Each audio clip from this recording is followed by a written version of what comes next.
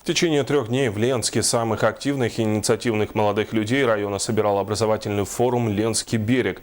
Кто в этом году стал участником мероприятия и какие проекты получили грантовую поддержку, расскажет Олеся Васева. Сюда пришли представители власти, бизнеса и общества. Именно эти 3 группы, по словам президента страны, должны совместно обсуждать и решать проблемы.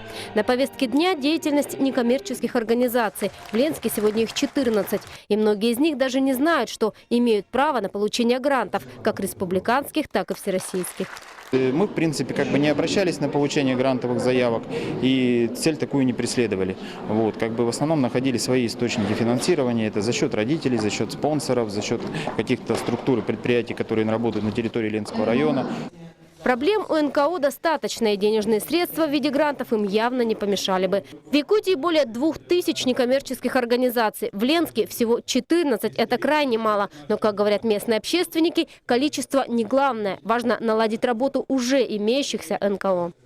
Я думаю, что после этого многие поймут, как правильно все сделать. И не такие цифры, 1, 3.